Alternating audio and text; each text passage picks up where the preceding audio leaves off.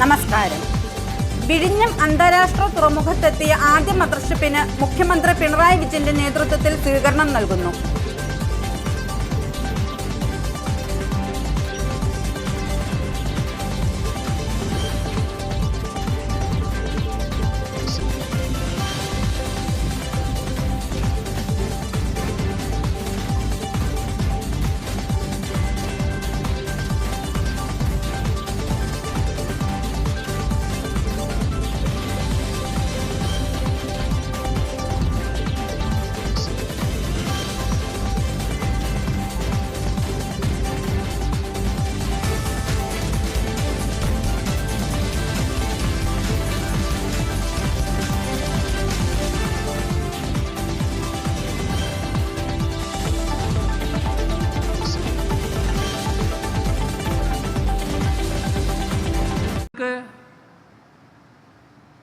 സ്വാഭാവികമായുള്ള പ്രയാസങ്ങളും പ്രത്യേകമായ ചില തടസ്സങ്ങളുമെല്ലാം ചില ഘട്ടത്തിൽ ഉയർന്നു വന്നിരുന്നു.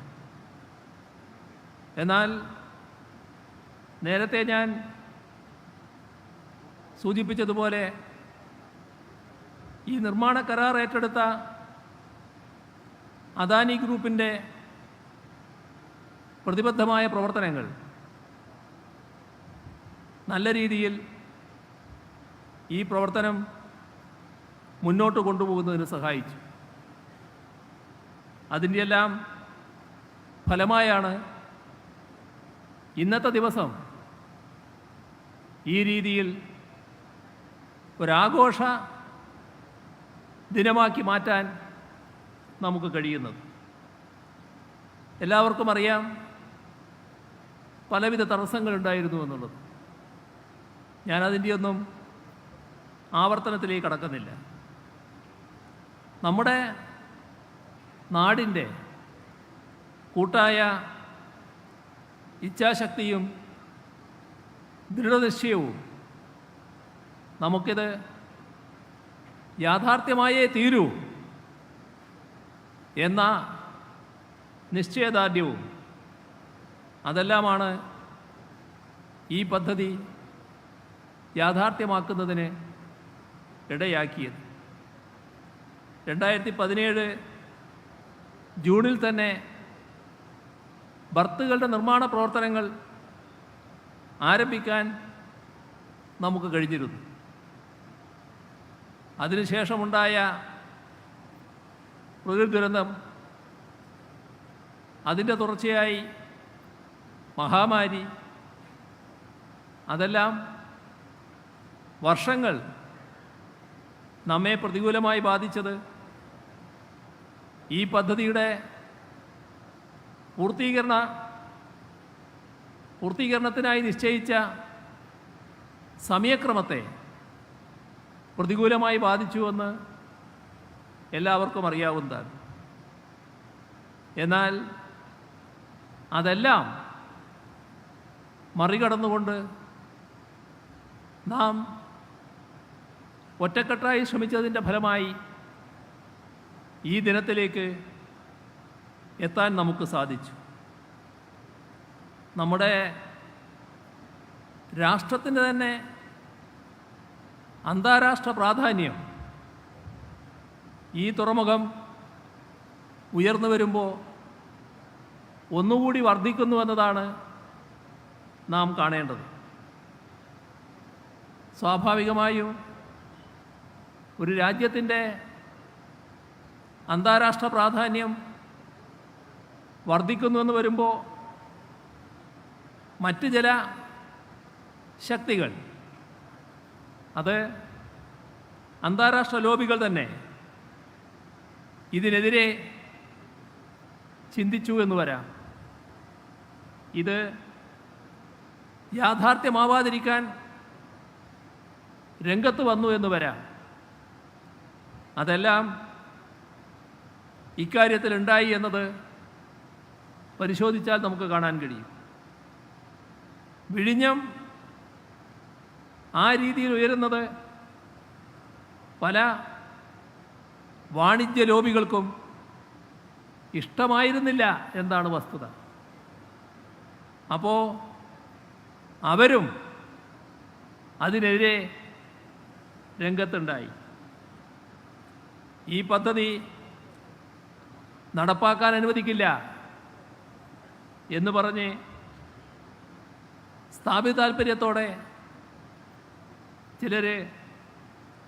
ചില ശ്രമങ്ങൾ നടത്തുകയുണ്ടായി. പക്ഷേ അതൊന്നും നമ്മുടെ നാടിൻ്റെ കൂട്ടായ ഇച്ഛാശക്തിയെയോ നിർവഹണശേഷിയെയോ ദുർബലപ്പെടുത്താൻ ഉതകുന്നതായിരുന്നില്ല. കാരണം നമുക്കിത് യാഥാർത്ഥ്യമായേ തീരുമായിരുന്നുള്ളൂ.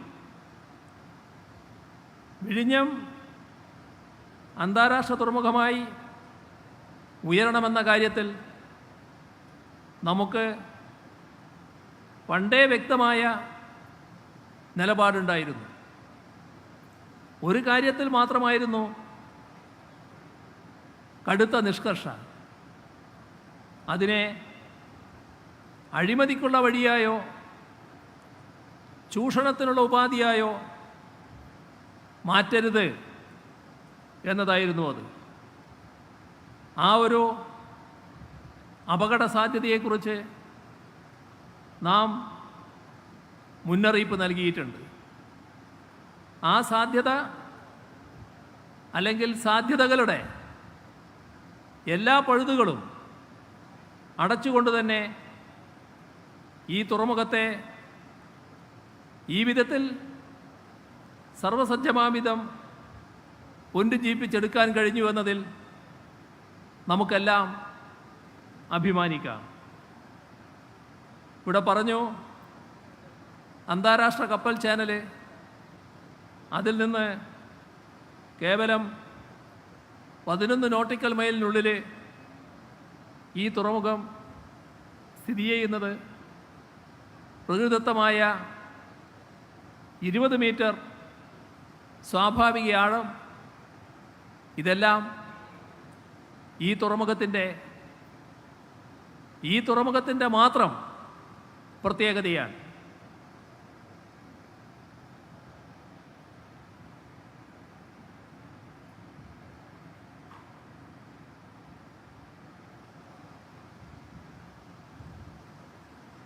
നമ്മുടെ രാജ്യത്ത് മുഖ്യ കടൽപ്പാതയോട് ഇത്രയും അടുത്ത് നിൽക്കുന്ന മറ്റൊരു തുറമുഖമില്ല എന്നതാണ് വസ്തുത. ആദ്യഘട്ടം പൂർത്തിയാകുന്നതോടെ പ്രതിവർഷം 10 ലക്ഷം 20 ഫൂട്ട് ഇക്വലൻ്റ് യൂണിറ്റ് കണ്ടെയ്നർ കൈകാര്യം ചെയ്യാൻ കഴിയുന്ന തുറമുഖമായാണ് ഇത് മാറുന്നത്. ഈ തുറമുഖം സമയബന്ധിതമായി പൂർത്തിയാക്കാൻ നല്ല ഇടപെടൽ ഇതേവരെയുള്ള പ്രവർത്തനത്തിൽ സംസ്ഥാന സർക്കാർ നടത്തിയിട്ടുണ്ട്. ഞാൻ നേരത്തെ ഒരു മന്ത്രിയുടെ പേര് പറഞ്ഞു. എല്ലാവർക്കും അറിയാവുന്നതുപോലെ വളരെ സജീവമായി ഇടപെട്ട രണ്ടാമത്തെ മന്ത്രി 2021 അധികാരത്തിൽ വന്ന ഗവൺമെൻറ്റിൻ്റെ ഭാഗമായി ഉണ്ടായിരുന്നുവെന്ന് എല്ലാവർക്കും അറിയാം. അത് ശ്രീ അഹമ്മദ് ദേവർകോവിലാണ്. അദ്ദേഹവും ഈ പദ്ധതി യാഥാർത്ഥ്യമാകുന്നതിന് വേണ്ടി നല്ല ശ്രമം അർപ്പണബോധത്തോടെ നടത്തിയിരുന്നു എന്നത് ഈ ഘട്ടത്തിൽ ഞാൻ ഓർക്കുകയാണ്. ഇത്തരത്തിലുള്ള പ്രത്യേക ശ്രദ്ധ, കരുതൽ സർക്കാരിൻ്റെ ഭാഗത്ത് നിന്ന് ഈ പദ്ധതി യാഥാർത്ഥ്യമാക്കാൻ ഉണ്ടായി എന്നതാണ് വസ്തുത. 2021 പുലിമൂട്ടിൻ്റെ നീളം ഭാഗികമായി മാത്രമാണ് തയ്യാറാക്കാൻ സാധിച്ചിരുന്നത്. കേവലം 650 മീറ്റർ. ആ ഘട്ടത്തിൽ നിർമ്മാണോൽപ്പന്നങ്ങളുടെ ലഭ്യതക്കുറവ് ഇതിലെല്ലാം പ്രതിസന്ധി സൃഷ്ടിക്കുകയായിരുന്നു. പക്ഷേ ഇതുകൊണ്ട് തുറമുഖ നിർമ്മാണം തടസ്സപ്പെട്ടുകൂടാ എന്ന് കരുതിക്കൊണ്ട് തന്നെ പ്രത്യേക പ്രവർത്തന കലണ്ടർ തയ്യാറാക്കി പ്രതിമാസ അവലോകനങ്ങൾ നടത്തി. ദൈനംദിന അവലോകനങ്ങൾക്ക് പ്രത്യേക മൊബൈൽ ആപ്പ് തന്നെ തയ്യാറാക്കി. സംസ്ഥാനത്തു നിന്ന് മാത്രമല്ല, സംസ്ഥാനത്തിനകത്തു നിന്നും പുറത്തു നിന്നും നിർമ്മാണ സാമഗ്രികളുടെ ലഭ്യത ഉറപ്പാക്കി. പദ്ധതിയുടെ ഭാഗമായി പൂർത്തീകരിക്കേണ്ട ഓരോ ഘടകത്തിൻ്റെയും സമയകൃത്യത ഉറപ്പാക്കി. 2022 ജൂൺ 30 ഇലക്ട്രിക് സബ്സ്റ്റേഷനും അതേ തുടർന്ന് പ്രധാന സബ്സ്റ്റേഷനും പൂർത്തിയാക്കി. കഴിഞ്ഞ ഏപ്രിൽ മാസത്തിലാണ്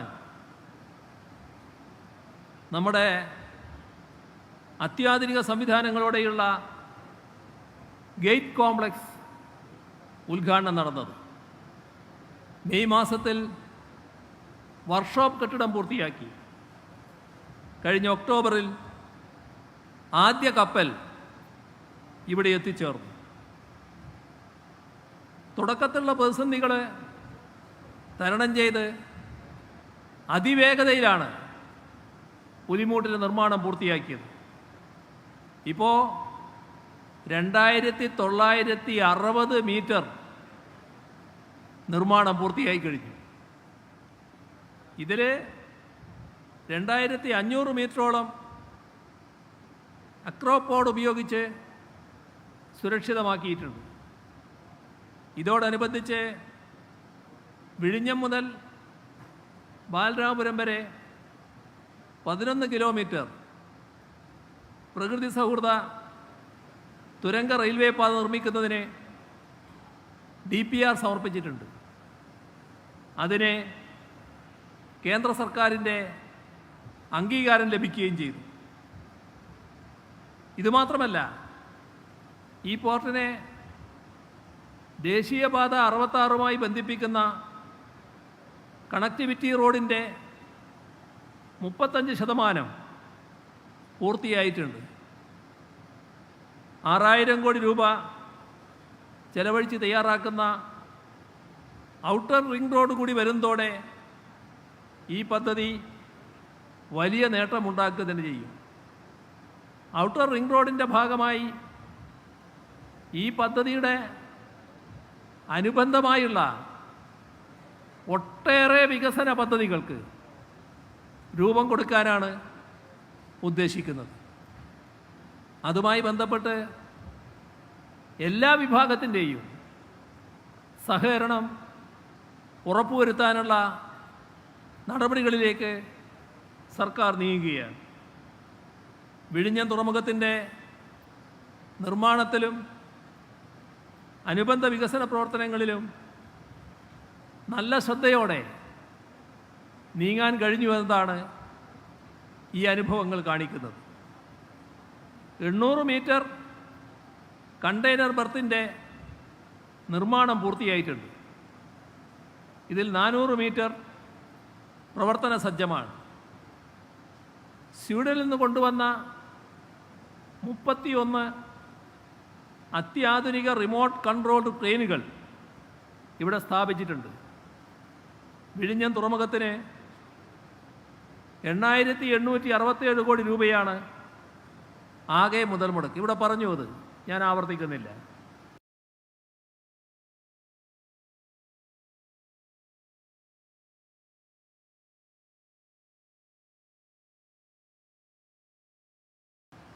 എന്നാലും മനസ്സിലാക്കാൻ ആവർത്തിക്കുന്നത് നല്ലത്.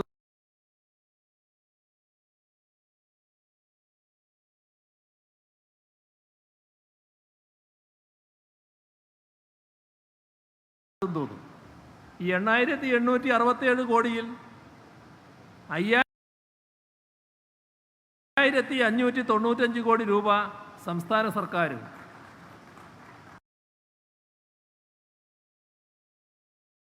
818 കോടി രൂപ കേന്ദ്ര സർക്കാരുമാണ് വഹിക്കുന്നത്.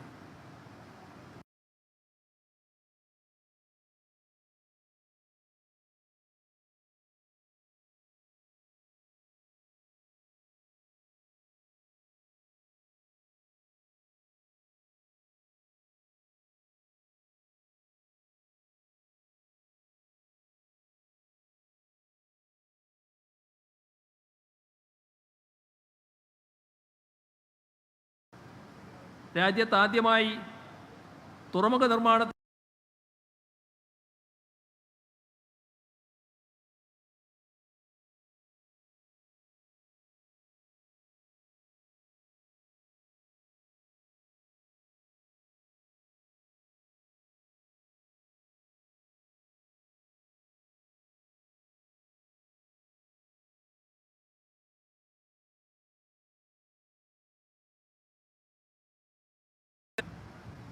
ആ നിലയ്ക്ക് പബ്ലിക് പ്രൈവറ്റ് പാർട്ണർഷിപ്പിൻ്റെ ഉത്തമ മാതൃകയായി വളരേണ്ട സംരംഭമാണിത്.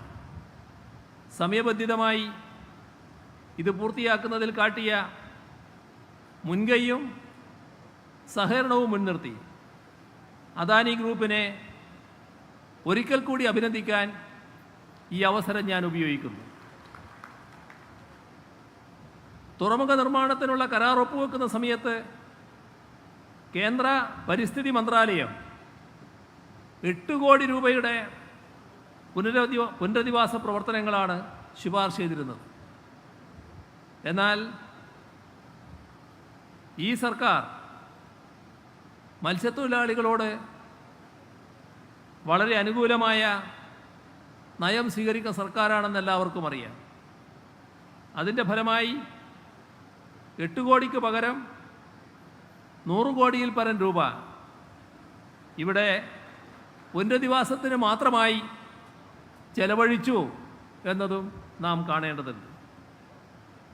ആ നിലയ്ക്ക് കേരളത്തിലെ ജനങ്ങളോടുള്ള, പ്രത്യേകിച്ച് അടിസ്ഥാന വർഗങ്ങളോടുള്ള കരുതലിൻ്റെയും പ്രതിബദ്ധതയുടെയും കൂടി ദൃഷ്ടാന്തമാണ് ഈ തുറമുഖം.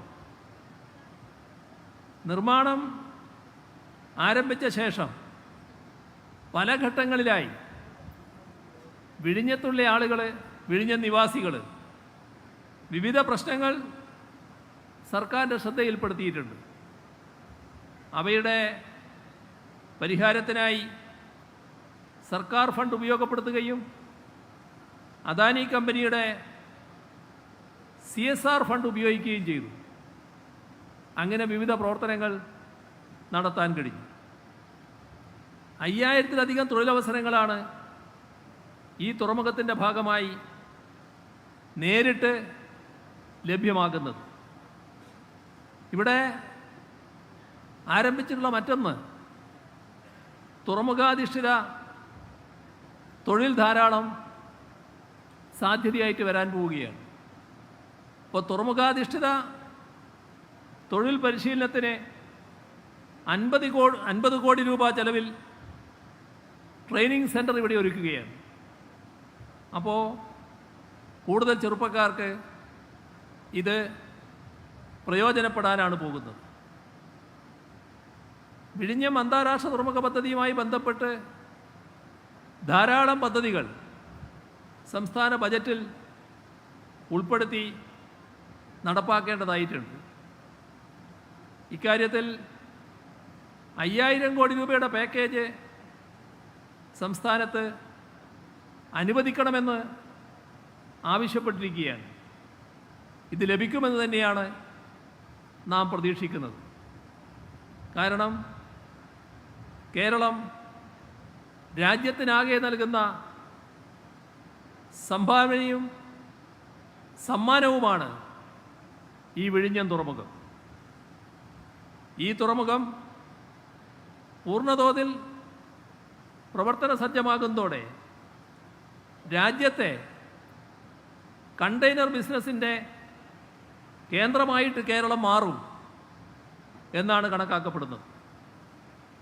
വ്യവസായം, വാണിജ്യം, ഗതാഗതം, ടൂറിസം തുടങ്ങിയ രംഗങ്ങളിൽ വലിയ വികസനത്തിനും അങ്ങനെ സംസ്ഥാനത്തിൻ്റെ പൊതുവായ സാമ്പത്തിക വളർച്ചയ്ക്കും ഈ വിഴിഞ്ഞം തുറമുഖം കാരണമാകും എന്നാണ് പ്രതീക്ഷിക്കുന്നത്.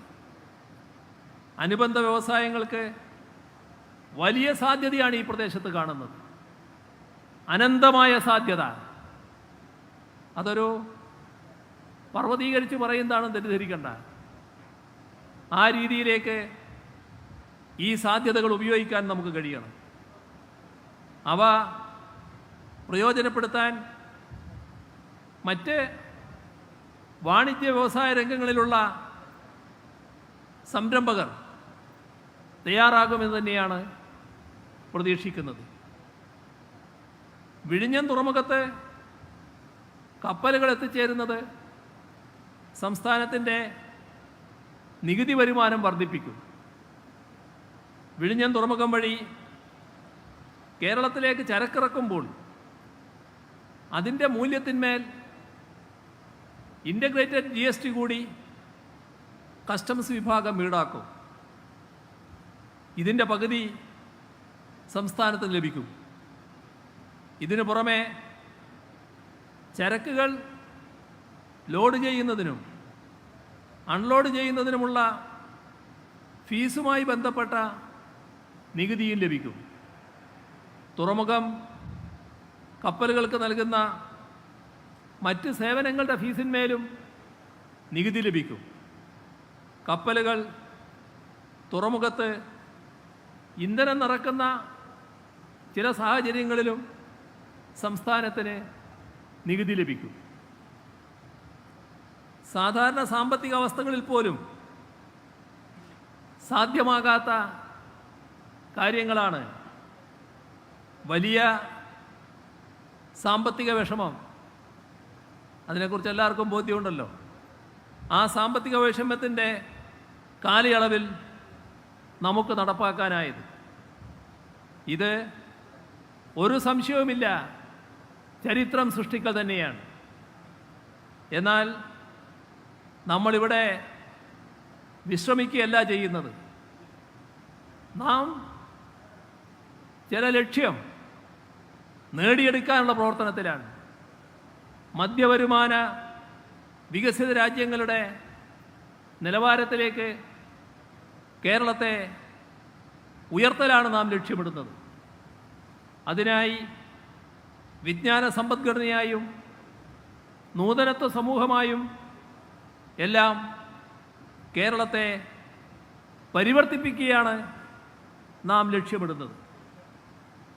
ഈയൊരു മാറ്റം സാധ്യമാകണമെങ്കിൽ വ്യവസായ വാണിജ്യ മേഖല നല്ല പങ്ക് വഹിക്കേണ്ടതുണ്ട്. അതിന് ഊർജം പകരുന്നതാണ് ഈ വിഴിഞ്ഞം തുറമുഖത്തിൻ്റെ പൂർത്തീകരണം.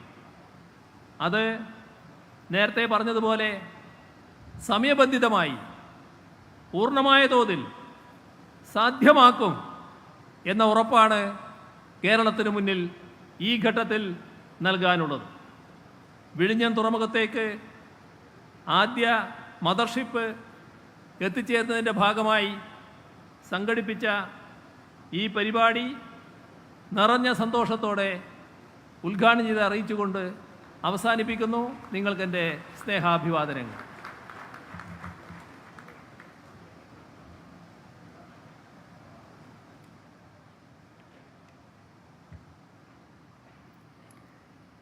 ഹൃദയപൂർവ്വം നന്ദി രേഖപ്പെടുത്തുന്നു സർ.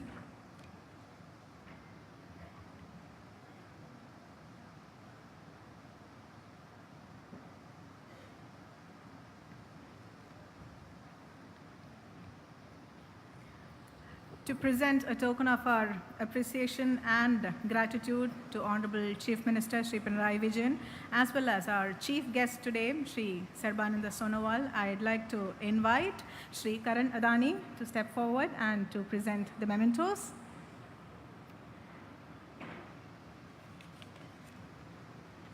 വിഴിഞ്ഞം അന്താരാഷ്ട്ര തുറമുഖത്തേക്ക് വന്ന ആദ്യത്തെ കണ്ടെയ്നർ കപ്പലിന് വരവേൽപ്പരുളിക്കൊണ്ടുള്ള ഈ പൊതു സമ്മേളനം ഉദ്ഘാടനം ചെയ്ത് ഇപ്പോൾ നമ്മളോട് സംസാരിച്ച നമ്മുടെ ബഹുമാന്യനായ മുഖ്യമന്ത്രി ശ്രീ പിണറായി വിജയന് ശ്രീ കരൺ അദാനി ഗ്രൂപ്പിൻ്റെ പേരിലുള്ള ഒരു സ്നേഹോപഹാരം അർപ്പിക്കുകയാണ്. നമ്മുടെ വിഴിഞ്ഞം പോർട്ടിൻ്റെ മാതൃകയിലുള്ള ഒരു ഉപഹാരമാണ് സമർപ്പിക്കുന്നത് എന്നതുകൂടി ഇവിടെ സൂചിപ്പിക്കാൻ ആഗ്രഹിക്കുകയാണ്. I now invite Shri Karan Adani to present a memento in appreciation to Shri Sarbananda Sonowal, Honorable Union Minister for Ports, Shipping and Waterways, the chief guest at this ceremony.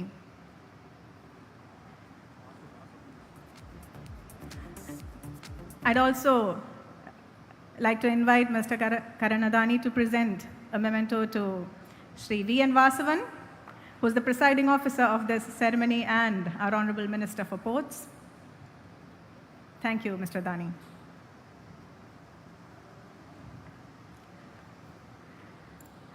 തൻ്റെ വിശിഷ്ടമായ സാന്നിധ്യം കൊണ്ട് നമ്മുടെ ഇന്നത്തെ ഈ ദിവസത്തെ സമ്പന്നമാക്കുകയും തൻ്റെ നിരന്തരമായ പിന്തുണ കൊണ്ട് നമ്മുടെ ഈ പദ്ധതിയെ പുഷ്ടിപ്പെടുത്തുവാൻ വേണ്ട തീരുമാനങ്ങൾ കൈക്കൊള്ളുകയും ചെയ്യുന്ന നമ്മുടെ ആദരണീയനായ കേന്ദ്രമന്ത്രി, honourable shipping, ports and waterways minister Shri Sarbananda Sonowal ji, we are delighted and honored by your gracious presence and your continued support for our project. We learn that in your new term as the Cabinet Minister at the Union of India, you have chosen Kerala as your first destination for an official tour. We are greatly beholden to you for that, and we also hope that this signifies a clarion call to the rest of the world that Vizhinjam is the new destination of India in maritime trade. Thank you so much for your presence, and we welcome you to deliver a special address to us.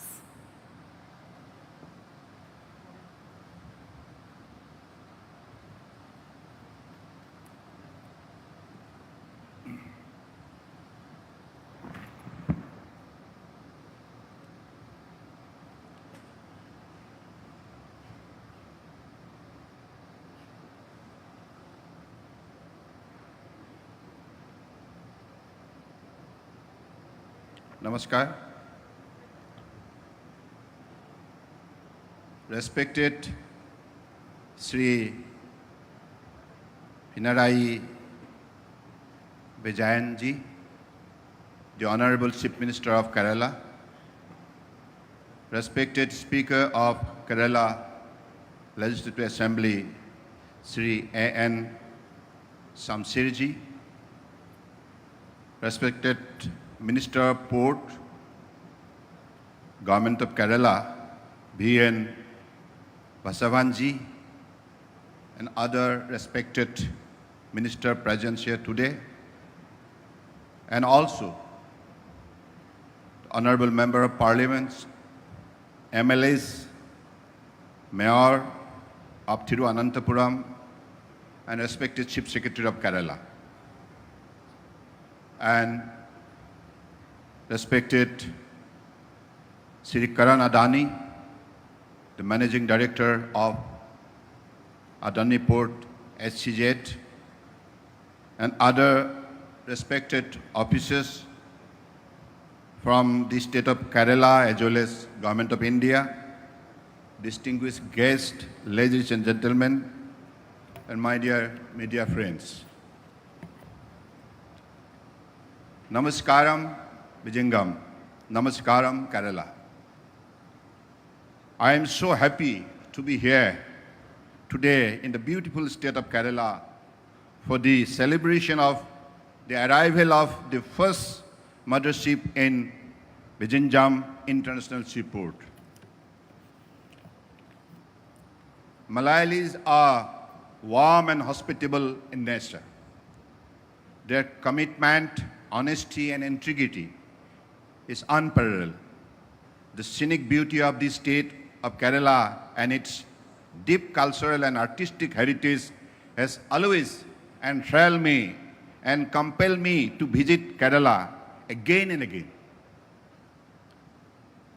At the very outset, I would like to congratulate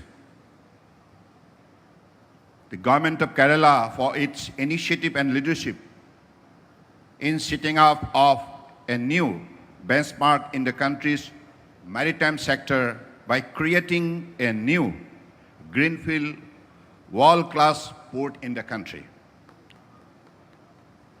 Vizhinjam Port is truly India's first deep-water international container transshipment terminal.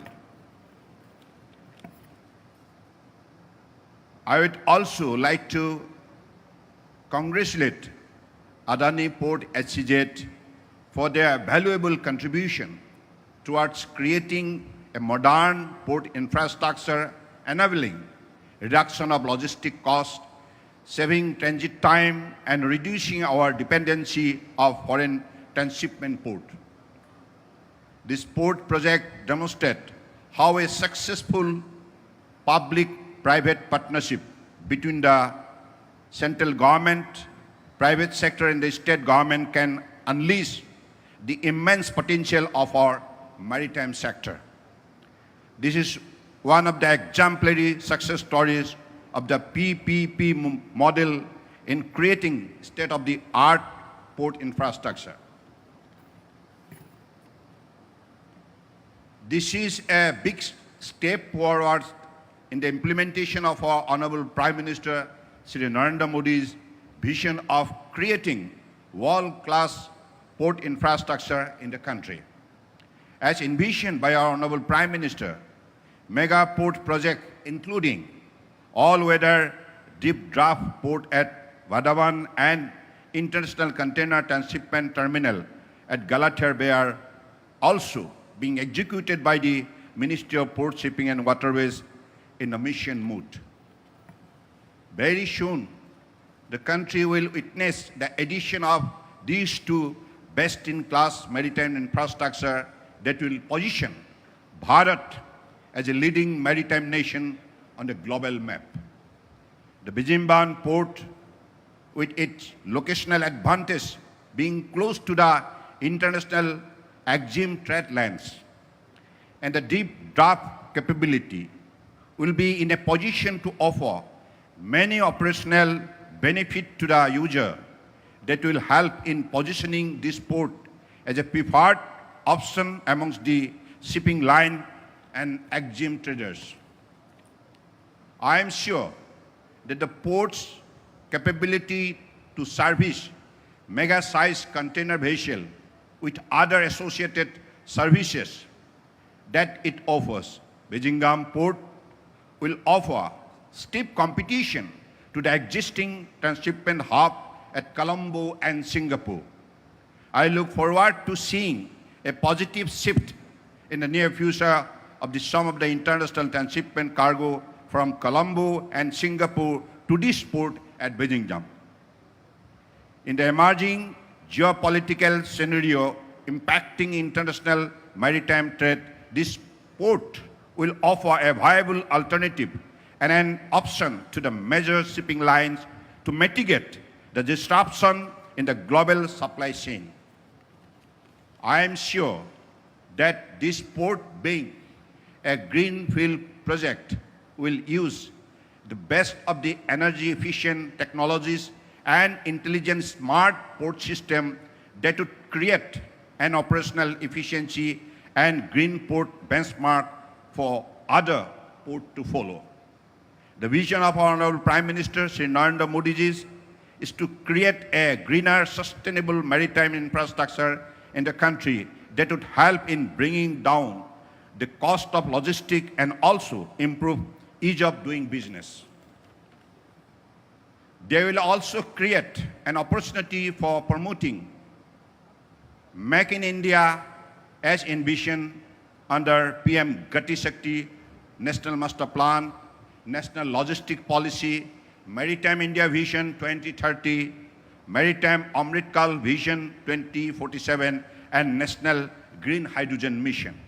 In line with the vision objective, Ministry of the Port, Shipping, Waterways has drawn out time-bound action plan and a roadmap. Infrastructure projects are being monitored for fast-track delivery on all fronts. under the flagship initiative of our Ministry of Port, Shipping and Waterways, Sagarmala, there are 55 projects worth more than 24,000 crores in the state of Kerala. Out of these, 19 projects worth more than rupees 5,300 crores have been completed and the rest are under various stages of implementation. As per the Container Port Performance Index of World Bank, our ministry's major port in Kerala, Cochin Port Authority, today ranked among 9 Indian ports listed in the top 100 ports of the world. Our ministry's highly reputed shipyard in Kerala, Cochin Shipyard Limited, is bagging increasing number of international as well as domestic order in the most modern segment of shipping vessel.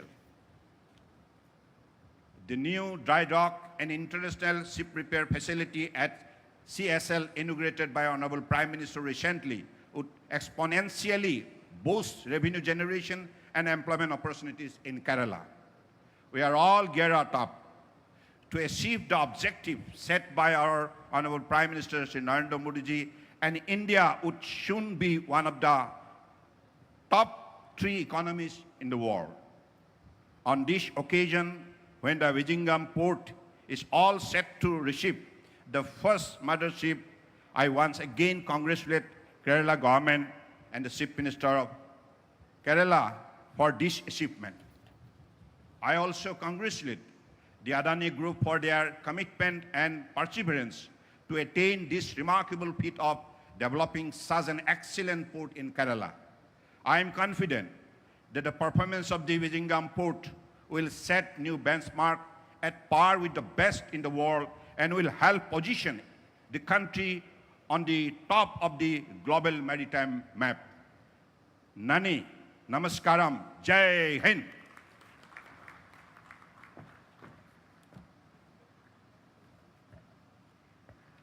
Thank you very much, sir, for your heartfelt and inspiring words. Next, with your kind permission, we have a special address by none other than the Managing Director of Adani Ports and SEZ, Shri Karan Adani.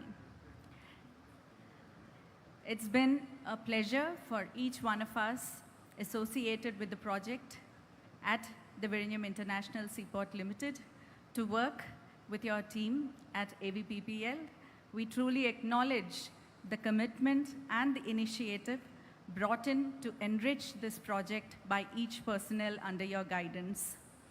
When we meet next time, Karan, I hope that you will be able to proudly declare to the world that of all the ports Adani team owns and operates across the globe, Vizhinjam would be the #1. Thank you and welcome.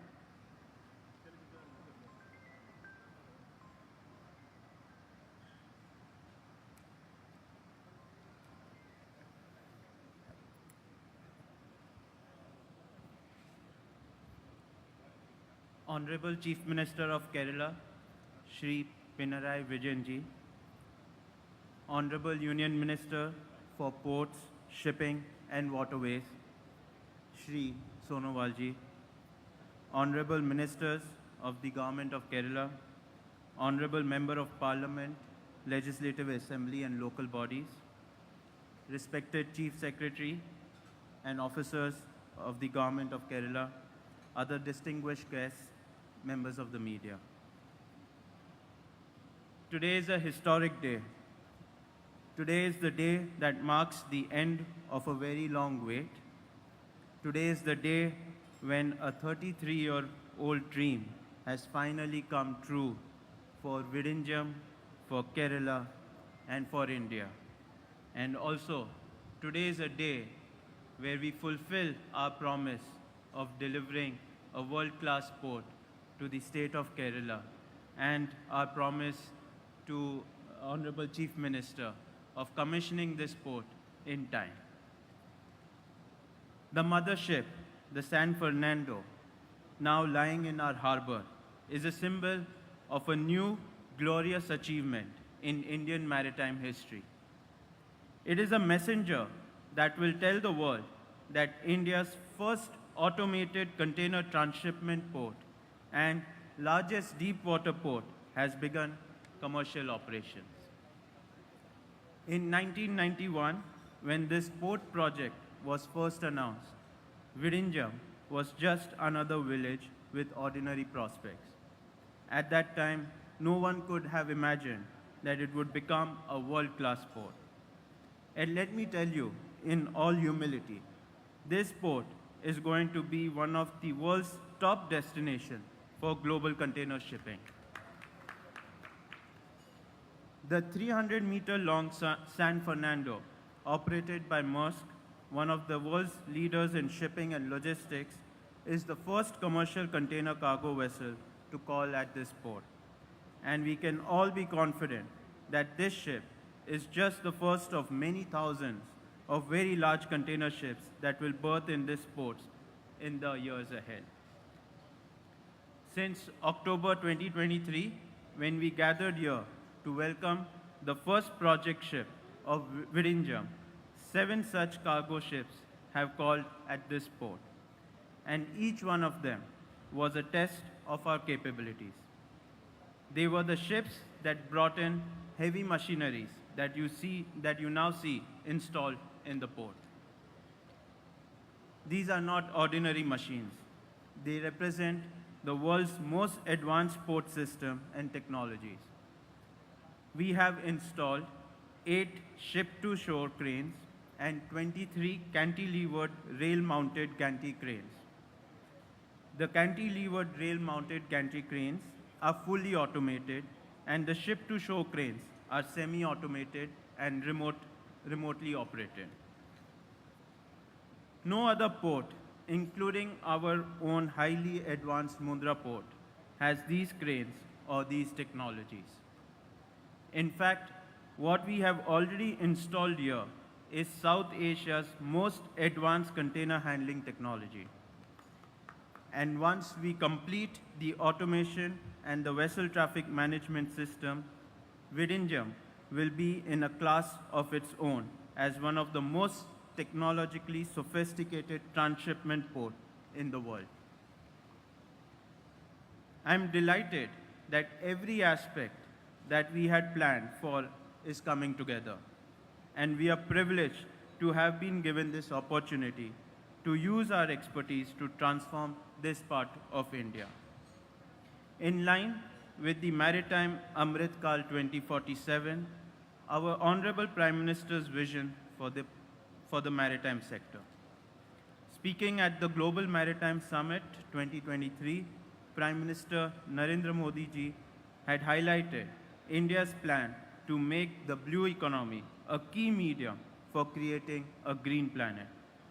He underscored the government's drive to develop next-generation megaport, and Virinjam is a perfect example of his triple focus: ports for prosperity, ports for progress, and ports for productivity.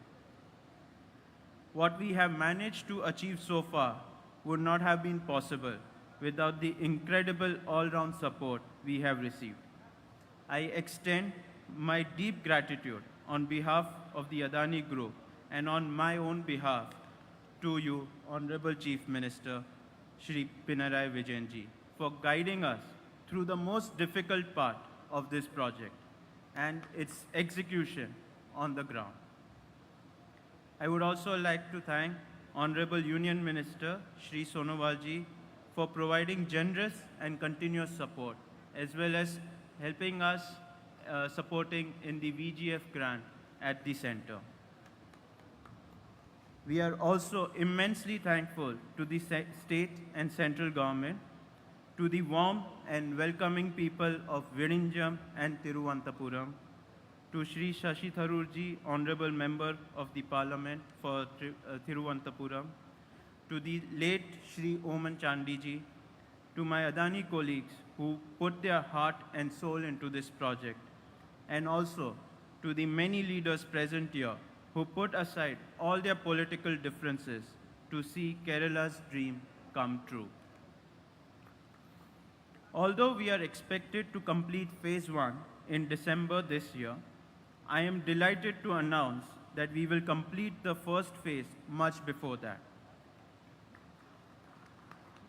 We already have 600 meters of operational quay lane, and we are preparing 7,500 container yard slots to accept cargo. While we are expected to handle 1 million TEUs per annum in phase 1, we are extremely confident that we will handle 1.5 million TEUs, 50% more. By 2028-29, when all 4 phases of this project are completed, Adani Virinjam Port will have invested a total of 20,000 crore rupees in this outstanding example of a large-scale PPP project.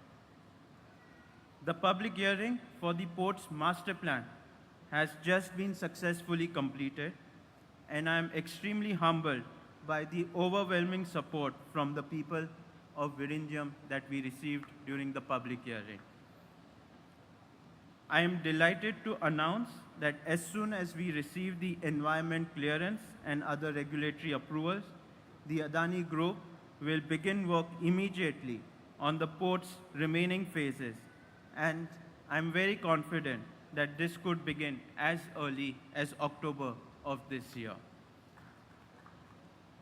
We have already created over 2,000 direct and indirect jobs during construction and operation, and now with these wide-ranging developments, we will create more than 5,500 additional direct and indirect employment opportunities right here in Virinjam. Through the Adani Skill Development Center, we will equip thousands of young women and men with advanced specialized skills relevant to the maritime sector. And these high-level vocational skills will make them highly sought after, both in India and abroad. I thank each and every one of you who had worked extremely hard to make this international dream come true here in Virinjam. When we took on this project, our chairman, Shri Gautam Adani, promised to make Virinjam India's port of the future. And I'm extremely proud to say that we have fulfilled this promise today. Nani Namaskaram, Jai Hind.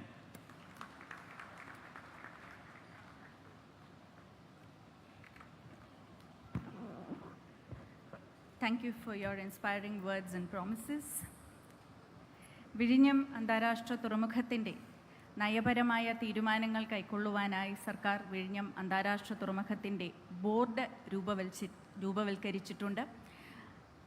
ആദരണീയനായ മുഖ്യമന്ത്രി ശ്രീ പിണറായി വിജയൻ്റെ അധ്യക്ഷതയിൽ ആദരണീയരായ മന്ത്രിമാരുടെ സാന്നിധ്യത്തിലുള്ള ബോർഡിനെ പ്രതിനിധീകരിച്ച് കേരളത്തിൻ്റെ ആദരണീയനായ ധനം വകുപ്പ് മന്ത്രി ശ്രീ KN ബാലഗോപാൽ അവർ സദസ്സിനെ അഭിസംബോധന ചെയ്യുവാനായി സ്നേഹത്തോടെ ക്ഷണിക്കുന്നു.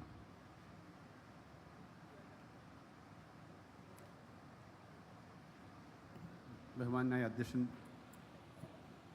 തുറമുഖ വകുപ്പ് മന്ത്രി ശ്രീ വാസവൻ, ബഹുമാനായ മുഖ്യമന്ത്രി ശ്രീ പിണറായി വിജയൻ അവർ, ബഹുമാനായ കേന്ദ്ര തുറമുഖ ഷിപ്പിംഗ് വകുപ്പ് മന്ത്രി ശ്രീ സർബാനന്ദ സോനോവാൾ അവർ, ശ്രീ കരൺ അദാനി, ഈ വേദിയിലുള്ള ബഹുമാനപ്പെട്ട മന്ത്രിസഭാംഗങ്ങൾ, MLAമാർ, MP മാർ, ഉദ്യോഗസ്ഥ പ്രമുഖർ, ഇവിടെ ഈ ചരിത്ര സംഭവത്തിന് ദിക്സാക്ഷികളാവാൻ എത്തിയിട്ടുള്ള ഏറ്റവും പ്രിയപ്പെട്ട ബഹുമാനീയ സുഹൃത്തുക്കളെ, ഈ പരിപാടിയിൽ പങ്കെടുക്കുന്ന നമുക്കെല്ലാവർക്കും കണ്ടുകൊണ്ടും കേട്ടുകൊണ്ടും നിൽക്കുന്ന കേരളത്തിലെയും ഇന്ത്യയിലെയും പൊതുവിലത് മനസ്സിലാക്കുന്നവർക്കുമെല്ലാം അഭിമാനകരമായൊരു മുഹൂർത്തമാണിത്. കേരളത്തിൻ്റെ ചരിത്രത്തിലെ ഏറ്റവും വലിയ നേട്ടങ്ങളിലൊന്നാണിത്. ഭാവി കേരളത്തിൻ്റെ കഥ പറയുമ്പോഴും ഭാവിയിലേക്ക് വരുന്നതിലും ഏറ്റവും വലിയൊരു നേട്ടമാണ്. ഈ നേട്ടത്തിൻ്റെ ആരംഭഘട്ടത്തിൽ, ഇതിൻ്റെ പ്രവർത്തനങ്ങളിൽ ആരംഭഘട്ടങ്ങളിൽ മുതൽ പ്രവർത്തിച്ച ധാരാളം ആളുകളുണ്ട്. ഒരു യുവജന സംഘടനാ പ്രവർത്തകൻ എന്ന നിലയിൽ ആ സമയത്ത് ആദ്യഘട്ടങ്ങളിൽ ഇതിനു വേണ്ടിയിട്ടുള്ള പ്രക്ഷോഭങ്ങളിൽ ഇങ്ങനൊരു തുറമുഖം വേണമെന്ന് പറഞ്ഞത് മുതൽ ഇങ്ങോട്ട് വന്ന ഒരാളെന്ന നിലയിൽ വളരെ സന്തോഷമുള്ളൊരു ഘട്ടമാണ്. വിശദമായി ഈ പദ്ധതിയെ സംബന്ധിച്ച് എല്ലാവരും സംസാരിച്ചു കഴിഞ്ഞു. ബഹുമാനപ്പെട്ട മുഖ്യമന്ത്രി ആത്മവിശ്വാസം നൽകുന്ന തരത്തിലേക്ക് ചെയ്യാൻ പോകുന്ന കാര്യങ്ങളും പറഞ്ഞു. ഒരു കാര്യം മാത്രം പറഞ്ഞുകൊണ്ട് ഞാൻ അവസാനിപ്പിക്കാം. ഈ തുറമുഖത്തിന് 3 ഘട്ടം കൂടി പൂർത്തീകരിക്കാനുണ്ട്. വലിയ ഒരു തുക, ഇപ്പോൾ ചെലവഴിച്ചതിനേക്കാളും അധികം തുക ചെലവഴിക്കേണ്ടി വരും. അതിനാവശ്യമായ സാമ്പത്തിക കാര്യത്തിന് യാതൊരു തടസ്സവും വരില്ല എന്ന കാര്യം ഇവിടെ പറയാൻ ഞാൻ ഈ അവസരം ഉപയോഗിക്കുകയാണ്. ഇപ്പോൾ തന്നെ 2300 കോടി രൂപ എന്ന് പറഞ്ഞാൽ അതൊരു അത്രയും തുക സംസ്ഥാന സർക്കാരിൻ്റെ ഗ്യാരണ്ടിയിൽ എടുക്കാൻ നേരത്തെ പറഞ്ഞ വിഴിഞ്ഞം വിസിൽ കമ്പനി തന്നെ തീരുമാനിച്ചിട്ടുണ്ട്. അതുകൊണ്ട് ഈ ഘട്ടങ്ങളുടെ മിക്കവാറും എല്ലാം പൂർത്തീകരിക്കാനൊരു തടസ്സവും വരില്ല. രണ്ടാമത്തെ അതുമായി ബന്ധപ്പെട്ടൊരു കാര്യം, വിഴിഞ്ഞം ഒരു തുറമുഖം ഇവിടെ വന്നതുകൊണ്ട് മാത്രം കേരളത്തിൻ്റെ ഭാവിയിൽ എല്ലാ കാര്യവും ആവില്ല എന്ന് നമുക്കെല്ലാം അറിയാം. ഇതിന് ചുറ്റുപാടും 10, 50, 100 കിലോമീറ്റർ വരുന്ന പ്രദേശത്ത് അടിസ്ഥാന സൗകര്യ വികസനം, കൂടുതൽ വ്യവസായ സ്ഥാപനങ്ങൾ, ഇൻഫ്രാസ്ട്രക്ചർ കൂടുതൽ വേണം, നല്ല റോഡുകൾ വേണം, അതുപോലെ തന്നെ ലോജിസ്റ്റിക്സ്, അങ്ങനെ എക്സ്പോർട്ട് പ്രൊമോഷനുമായി ബന്ധപ്പെട്ടുള്ള സ്ഥാപനങ്ങൾ, ഇതെല്ലാം വരുന്നതിൻ്റെ പദ്ധതി വിപുലമായി ഗവൺമെൻറ് തയ്യാറാക്കിയിട്ടുണ്ട്. അതിൻ്റെ കാര്യങ്ങൾ നടക്കുകയാണ്. റിംഗ് റോഡ് അടക്കമുള്ള കാര്യങ്ങൾ അതിൻ്റെ ഭാഗമാണ്. ഒരു 10,000 ഏക്കറെങ്കിലും ഏറ്റവും മിനിമം സ്ഥലം അത്തരം കാര്യങ്ങൾക്ക് വേണ്ടിവരും. സ്വകാര്യ പങ്കാളിത്തം വലിയ തോതിൽ ഈ കാര്യങ്ങൾക്ക് വേണ്ടിവരും. അതിനെല്ലാമുള്ള മുൻകൈയെടുത്ത് ഈ പദ്ധതിയെ അടുത്തൊരു 10 വർഷമാകുമ്പോഴേക്കും ഏറ്റവും വലിയ ചുറ്റുപാടുമുള്ള അടിസ്ഥാന സൗകര്യം, കൂടുതൽ തൊഴിലവസരങ്ങൾ, കൂടുതൽ എക്സ്പോർട്ട് പ്രൊമോഷൻ സൗകര്യങ്ങളെല്ലാമുള്ള വിപുലമായ ഒരു ബൃഹത് പദ്ധതിയാക്കുന്നതിനുള്ള പരിപാടികളുമായിട്ടാണ് സംസ്ഥാന സർക്കാർ മുന്നോട്ട് പോകുന്നതെന്ന് നിങ്ങൾക്കറിയാം. അതും വളരെ നന്നായിട്ട് നടത്തുന്നതിന് എല്ലാ കാര്യങ്ങളും നമുക്ക് ഒരുമിച്ച് ചെയ്യാം എന്ന് മാത്രം പറഞ്ഞുകൊണ്ട് എല്ലാ മന്ത്രിമാർക്കും വേണ്ടി അവരെല്ലാം പറഞ്ഞു, ഇനി ഈ കമ്മിറ്റിയിലുള്ളവർ അവർ കൂടി റെപ്രസെൻ്റ് ചെയ്ത് ഇത്രയും സന്തോഷകരമായൊരു ചടങ്ങിൽ ആശംസകൾ അർപ്പിച്ചുകൊണ്ട് ഞാൻ എൻ്റെ വാക്കുകൾ അവസാനിപ്പിക്കുന്നു.